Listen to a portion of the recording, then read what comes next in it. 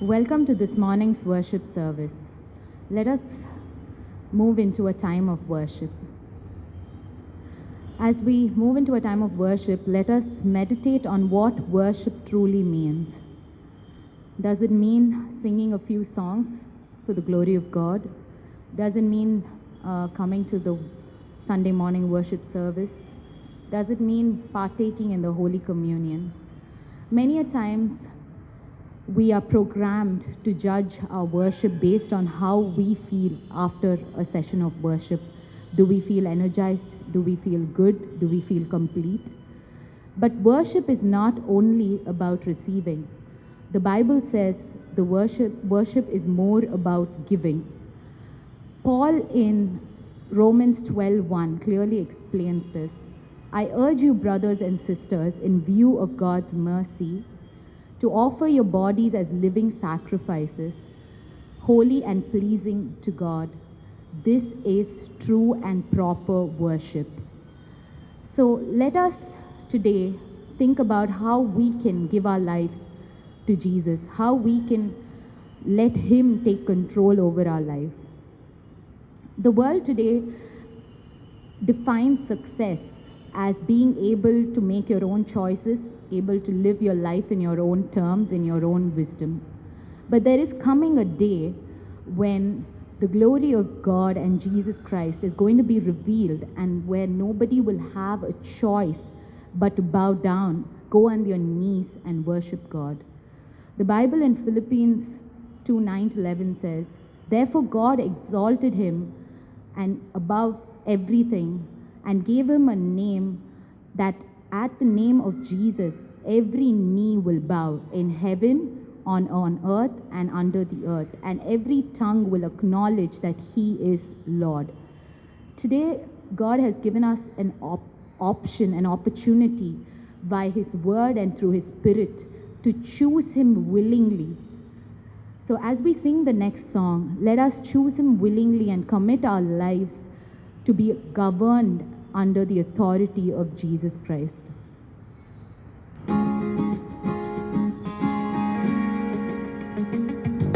Come, now is the time to worship. Come, now is the time to give your heart. Come, just as you are to worship. Come, just as you are before your God. Come. One day every tongue will confess you are God. One day every knee will bow. Still the greatest treasure remains for those who gladly choose you now.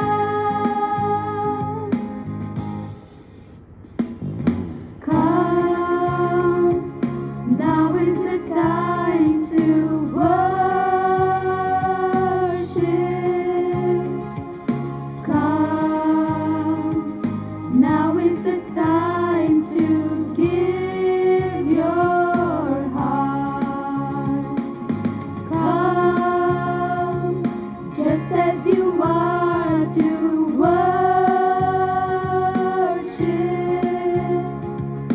Come, just as you are before your God. Come. One day every tongue will confess you are God. One day every knee will bow. Still the greatest treasure remains for those who gladly choose you now.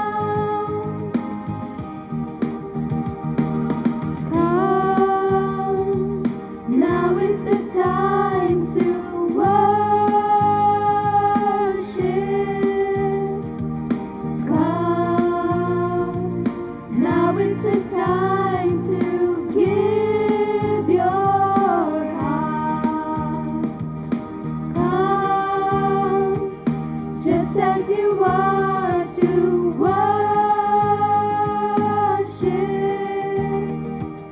Come just as you are before your God. Come.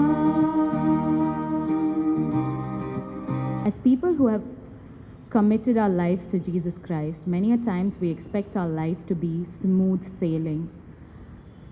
But in reality, it is not. We are faced with trials of many kinds. There are many storms in our lives. And many a times we are discouraged because of that.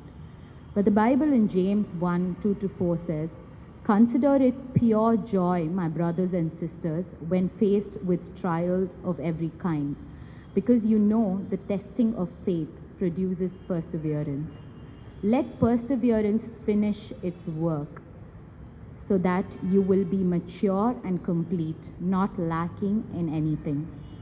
So when there are trials, we should consider it a gift from our God, because He is molding and perfecting us. And when we are discouraged, all we have to remember is that His grace is sufficient for us, and His strength will be made perfect in our weakness.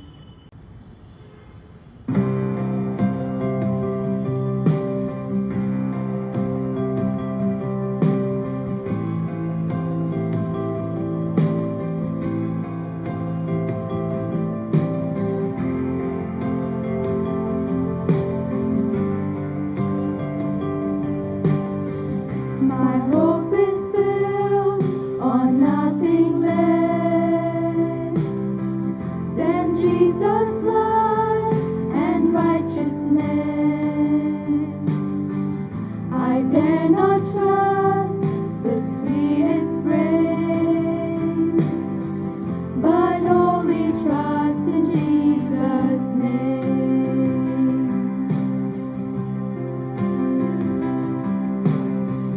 My hope is built on nothing less than Jesus' blood and righteousness. I dare not trust the sweetest frame, but wholly trust in Jesus' name. Christ alone, cornerstone,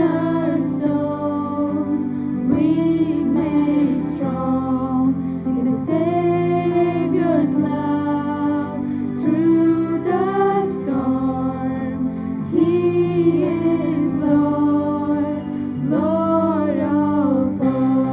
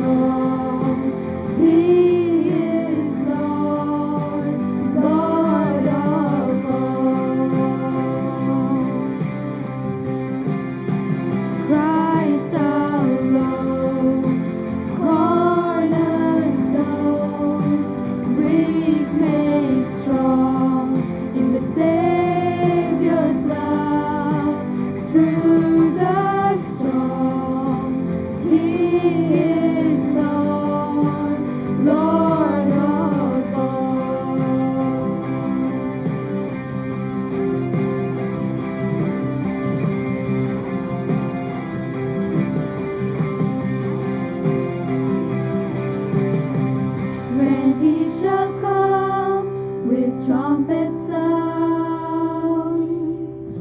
Oh, may I then in him be found, dressed in his righteousness alone, faultless stand before the throne.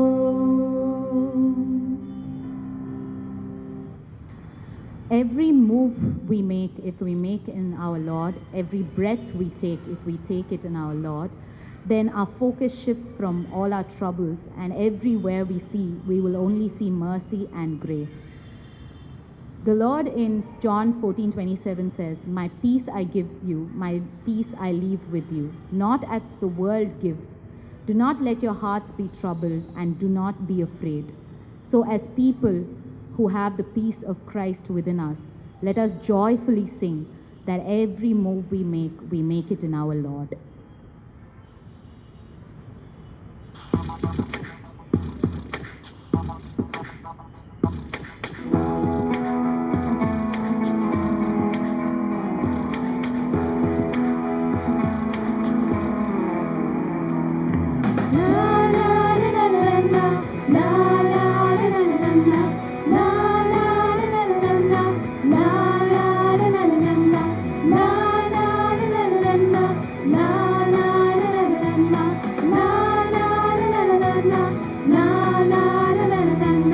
Every move I make in you.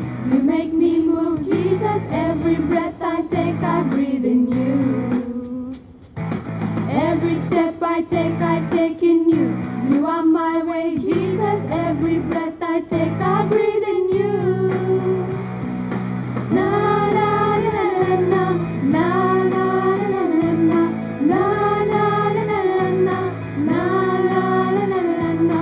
Every move I make in you. You make me move, Jesus. Every breath I take, I breathe in you. Every step I take in you. You are my way, Jesus. Every breath I take, I breathe in you. Waves of mercy, waves of grace. Everywhere I look, I see your face. Your love has captured me. Oh my God, this love, how can it be? Na na na na na na na na na na na na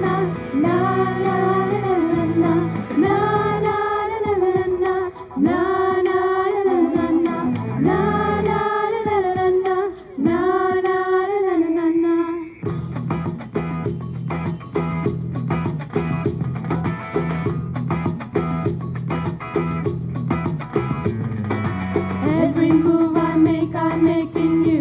You make me move, Jesus. Every breath I take, I breathe in you.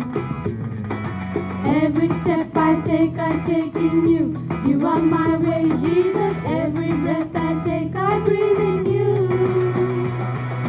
Waves of mercy, waves of grace. Everywhere I look, I see your face. Your love has captured me. Oh my God, this love, how can it be? Na na na na na na na na na na na na na na na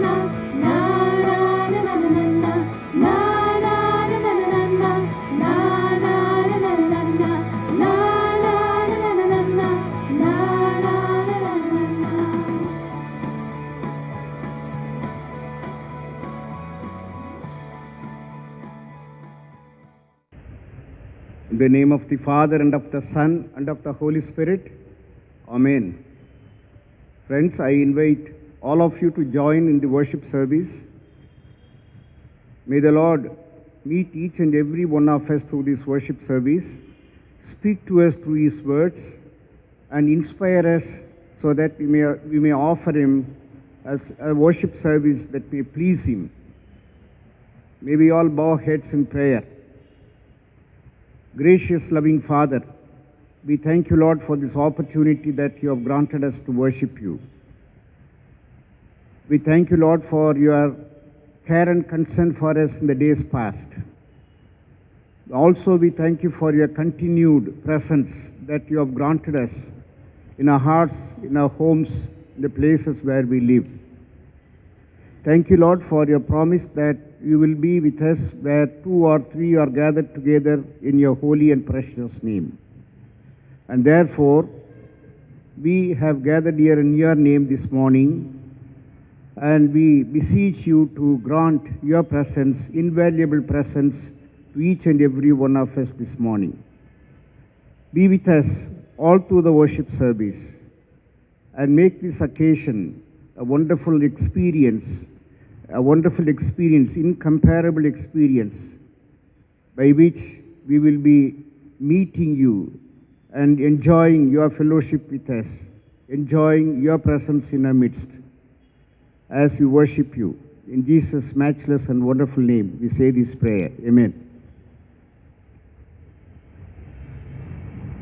I will arise and go to my father, and I will say unto him, Father, I have sinned against heaven and before thee, and am no more worthy to be called thy son. Dearly beloved brethren, the scripture moveth us in sundry places to acknowledge and confess our manifold sins and wickedness.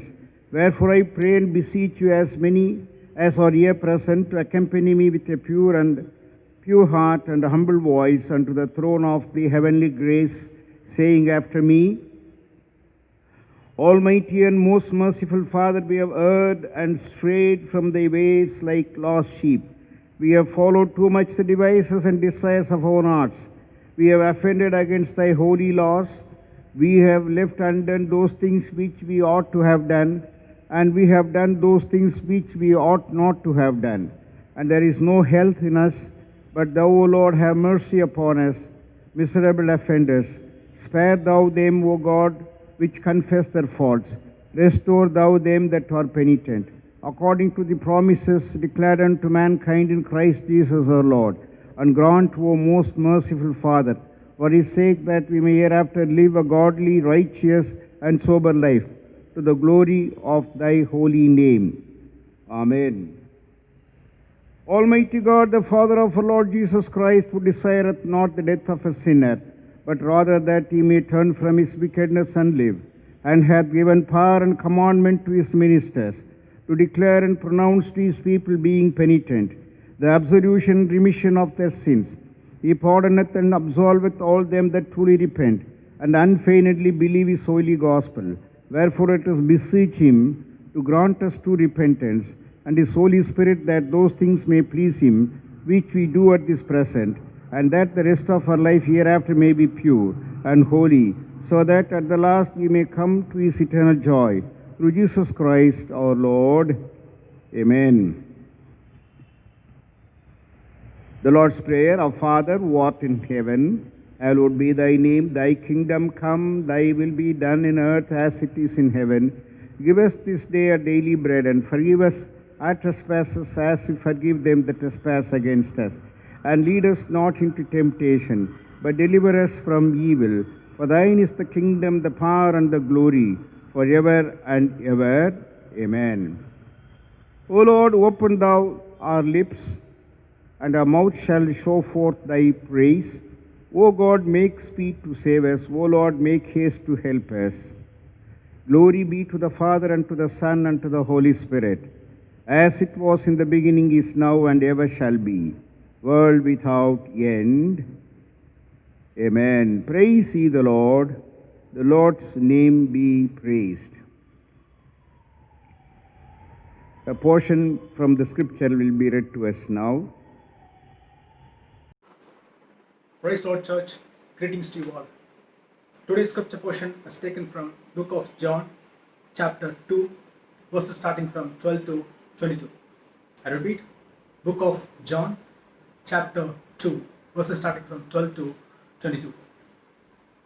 After this, he went down to Capernaum with his mother and his brothers and his disciples, and they stayed there for a few days. The Passover of the Jews was at hand, and Jesus went up to Jerusalem.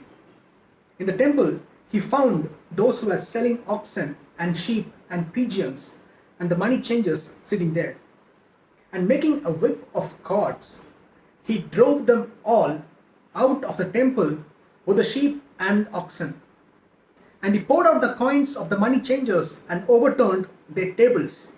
And he told those who sold the pigeons, "Take these things away, do not make my father's house a house of trade." His disciples remembered that it was written, "Zeal for your house will consume me." So the Jews said to him, "What sign do you show us for doing these things?"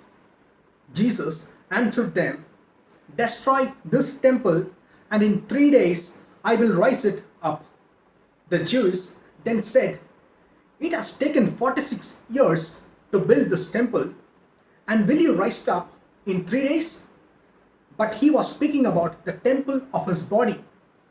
When therefore he was raised from the dead, his disciples remembered that he had said this, and they believed the scripture and the word that Jesus had spoken. Here ends the reading from the Gospel.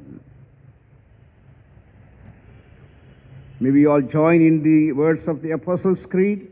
I believe in God the Father Almighty, maker of heaven and earth, and in Jesus Christ, his only Son, our Lord, who was conceived by the Holy Spirit, born of the Virgin Mary, suffered under Pontius Pilate, was crucified, dead, and buried. He descended into hell. The third day he rose again from the dead. He ascended into heaven, and sitteth on the right hand of God the Father Almighty. From thence he shall come to judge the quick and the dead. I believe in the Holy Spirit, the Holy Catholic Church, the communion of saints, the forgiveness of sins, the resurrection of the body, and the life everlasting. Amen. The Lord be with you, and also with you. Let us pray. Lord, have mercy upon us. Christ, have mercy upon us. Lord, have mercy upon us. Our Father who art in heaven, hallowed be thy name. Thy kingdom come. Thy will be done in earth as it is in heaven. Give us this day our daily bread, and forgive us our trespasses as we forgive them that trespass against us. And lead us not into temptation, but deliver us from evil. Amen. O Lord, show thy mercy upon us. O Lord, guide our rulers. Endue thy ministers with righteousness. O Lord, save thy people. Give peace in a time, O Lord. O God, make clean our hearts within us. The collect for the day. Lord, we beseech thee, grant thy people grace to withstand the temptations of the world, the flesh and the devil, and with pure hearts and minds to follow thee, the only God, through Jesus Christ our Lord. Amen.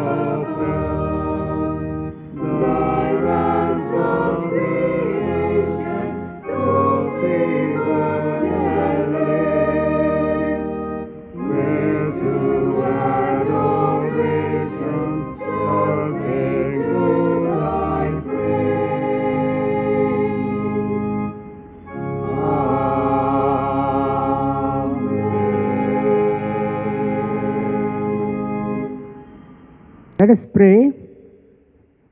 The words of my mouth and the meditations of our hearts be acceptable in your sight, our rock and redeemer. Amen. Greetings in the precious name of our Lord and Savior Jesus Christ. Today is Reformation Sunday. Reformation Sunday. In the year AD 1517, on 31st October, Martin Luther pasted his 95 Theses on the door of the church, All Saints Church, against the atrocities of Pope and other Catholic heads on the door. He argued that God can forgive the sins of human beings, not any other human beings, for a feast. That is not acceptable, he said. That is called sin money or sale of indulgence. He explained that salvation is only by grace, sola gratia, only faith, sola fide, only scripture, sola scriptura. Reformation started from that day onwards and spread throughout the world. Today, let me explain 3 incidents where people reformed and to be reformed. Reformation in Old Testament, Reformation in New Testament, and Reformation at present times. Firstly, Reformation in Old Testament. When we read 2 Chronicles chapter 34, we read the story of Josiah. Josiah became the king of Judah at the age of 8. He ruled over 31 years. He was entirely different from his grandfather Manasseh and father Amon. They went astray from the way of the Lord. They built altars for pagan gods. They worship idols and asked the people to do that. But Josiah walked in the way of David. He followed David and led a righteous life. He destroyed all the idols, images, burnt the altars. He purified the land and repaired the temple. While they were repairing the temple, the prophet Hilkiah found the word of God, book of law. When the book of law was read to Josiah, he was afraid. He tore his clothes and knelt down and shouted and sent the prophet to other places, like prophetess Huldah, asking to see whether God is going to destroy Judea and we are all going to destroyed by God. When they went to the prophetess, she said, yes, God is going to destroy Judea unless the people repent. Unless the people repent. So king summoned all the prophets and the people of Judea and read the book of law. When the book of law was read to them, they all knelt and prayed to God, and they renewed the covenant of the law by the people of Judah. For the total conversion, he did 4 things. Number 1, he remained in the ways of the Lord. He led his life in the ways of the David. Dear brothers and sisters, we also should go in the way of the Lord true to our conscience, to live straightforward lives without hypocritical attitudes. Secondly, he renovated the temple. As I told you, he destroyed all the pagan gods and the idols and altars. He collected money to renovate the church. He spent all the money only to renovate the church. He was very particular about the integrity in spending the money.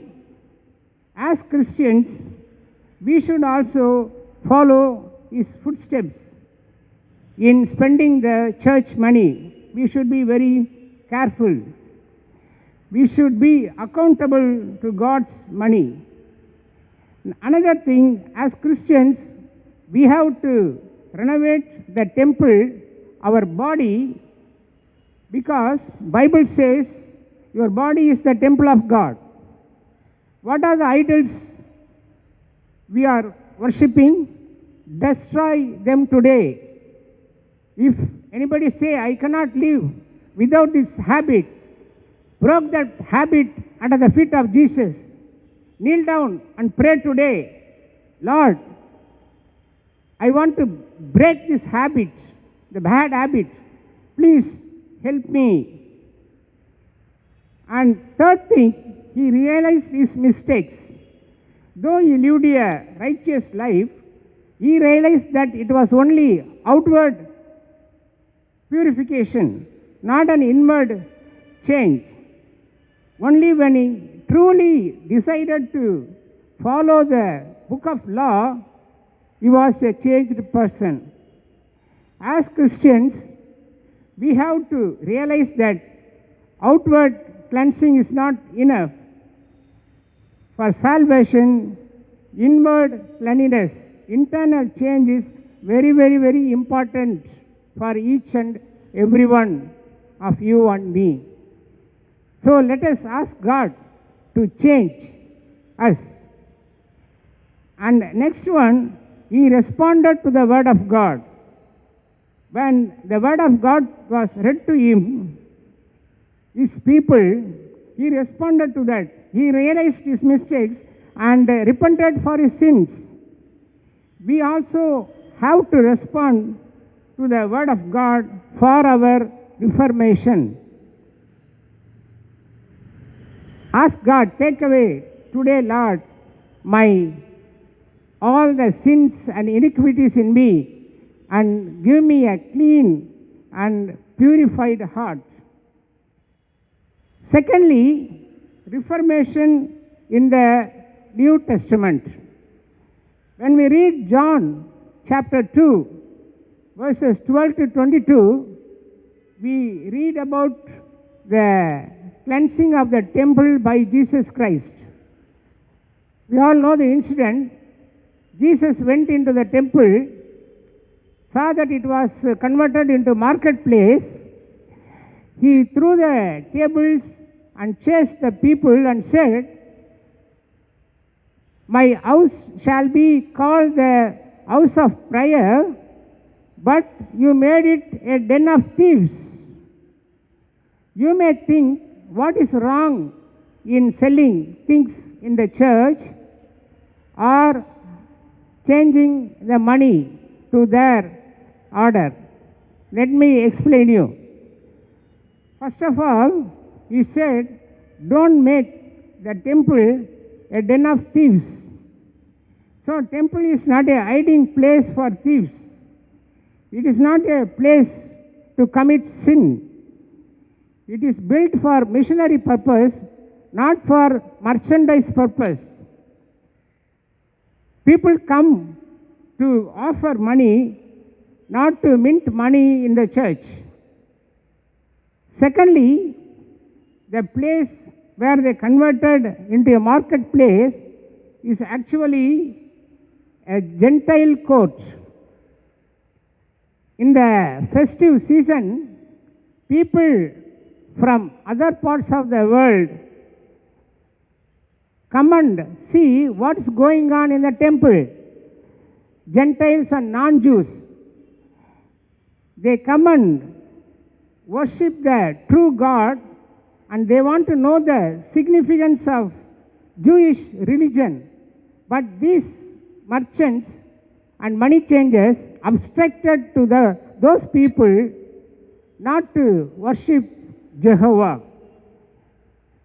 And thirdly, why Jesus was angry? Because of the money changers.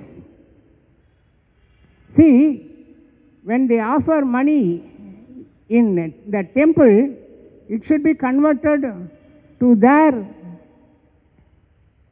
money. That means they won't even accept inferior alloy coins, they only accept higher grade silver coins. Where will the poor people go for this? And another thing, they have to offer half shekel of money as temple tax. For that half shekel of temple tax, the people collected another half shekel as commission. And not only that, if they give a higher currency, to get back the change, they again took away quarter shekel. That means for half a shekel of tax money for the temple, they collected 1.25 shekel. The thing you have to understand is 1 shekel is equal to 1 day wages of an ordinary man. So Jesus got angry when Sadducees and Pharisees asked, on what authority were you doing all this? Jesus said, destroy this temple, I will rebuild in 3 days.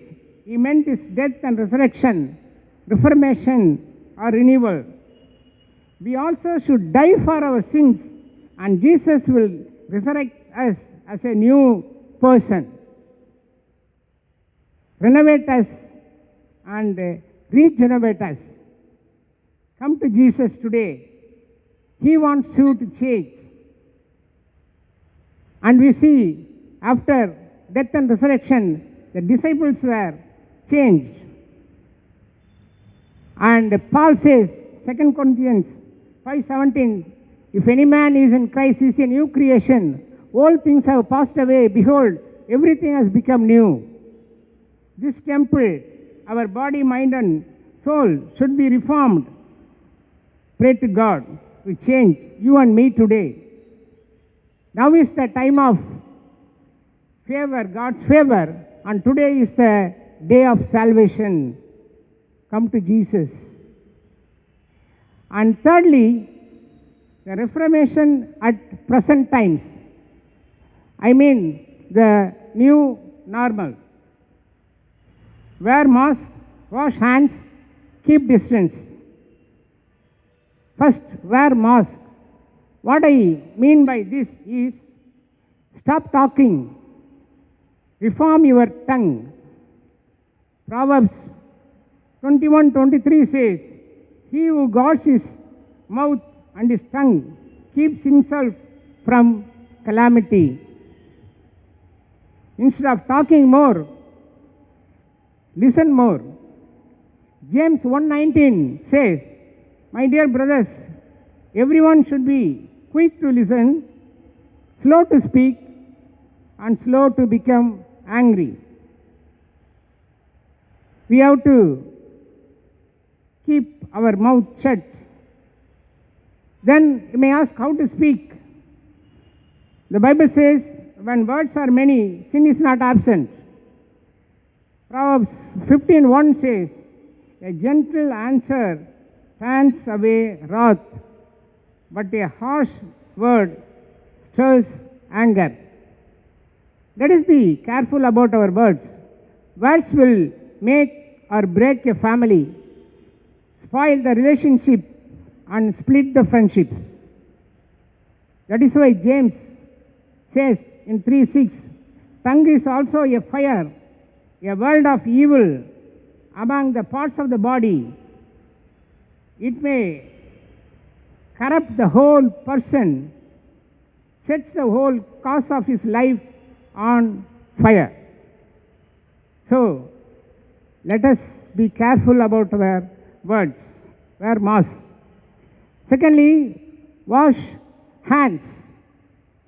Most of the teenagers and youth fall into temptation because of friends and bad company. They become victim to substance abuse, pornography, social media, and other evils because of the peer pressure. They should watch for this kind of friendship.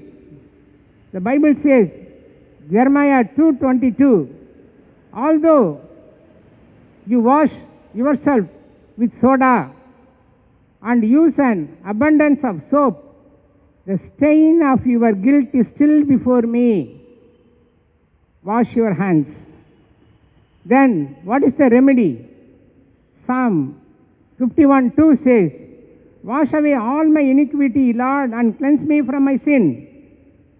Even the elders who were infected with germs of wickedness and virus of sins should be washed with the blood of Jesus Christ.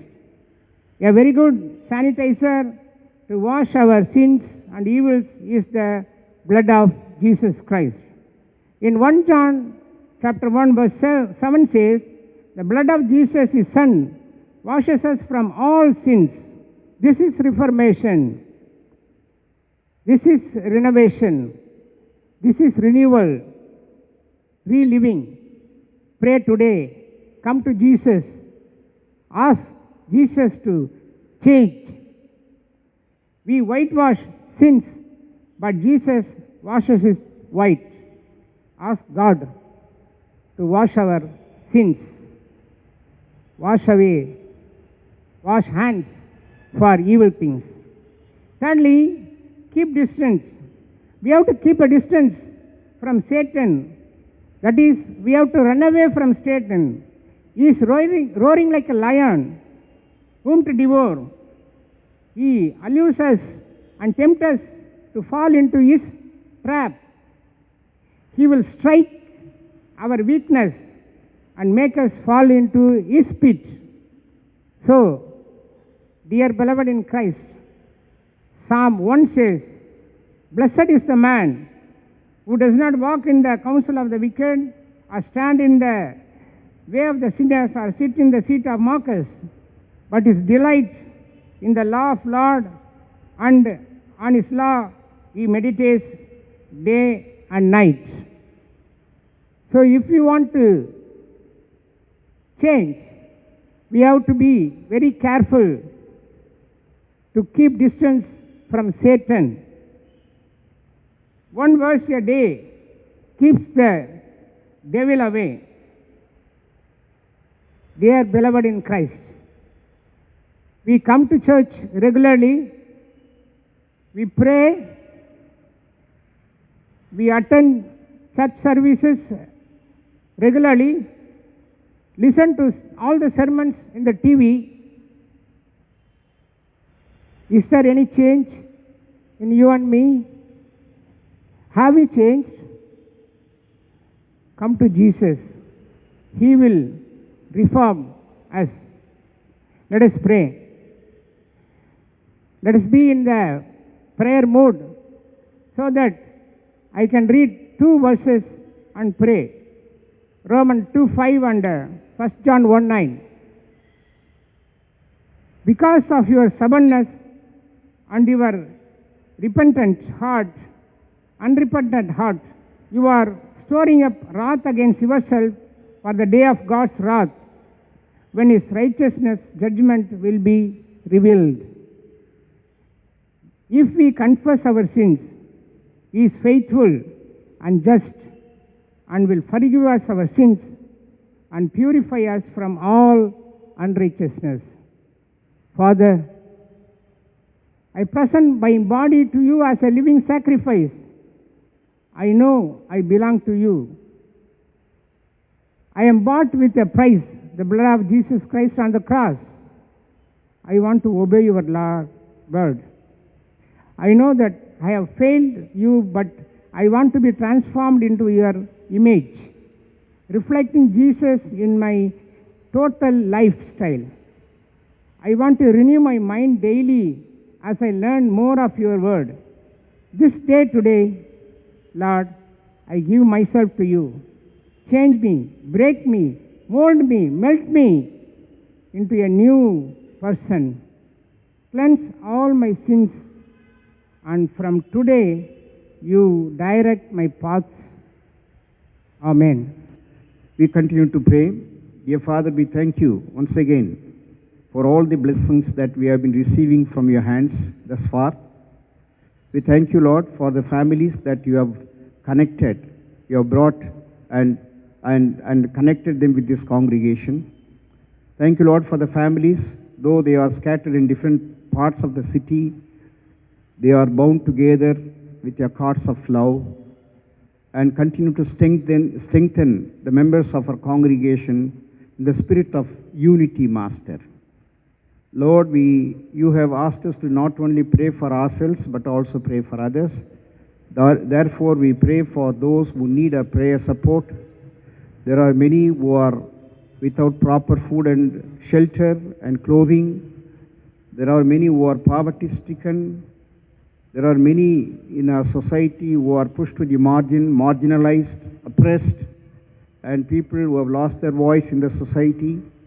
Lord, we pray that you will be with them and also strengthen them and uphold them in their difficulties and trials, and also inspire and encourage people like us, dear Master, to stand with them and also to support them through our resources and also through our prayer support, dear Master.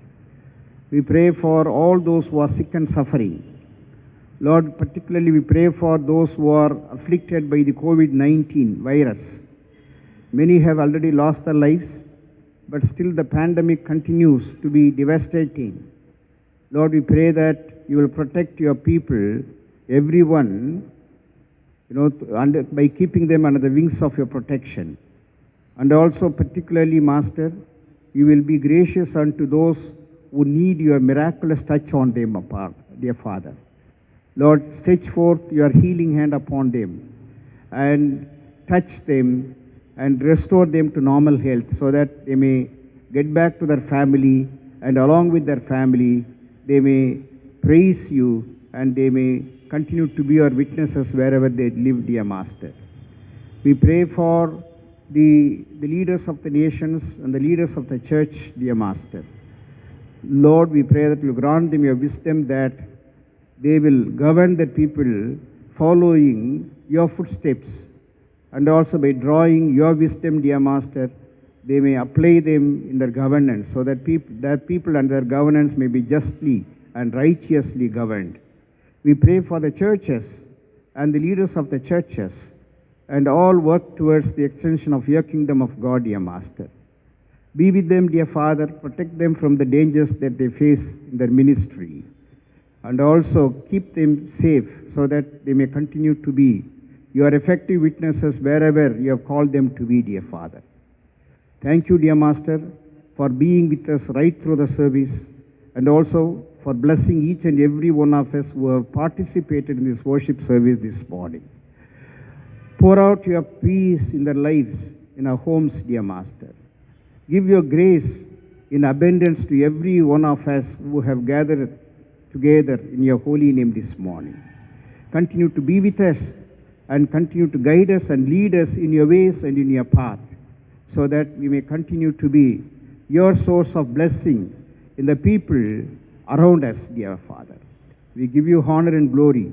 In Jesus' matchless and wonderful name, we say these prayers. Amen. Unto God's most gracious mercy and protection, we commit all of us this moment. May the grace of our Lord Jesus Christ, the love of God the Father, and the fellowship of the Holy Spirit rest and abide with us all, now and forevermore.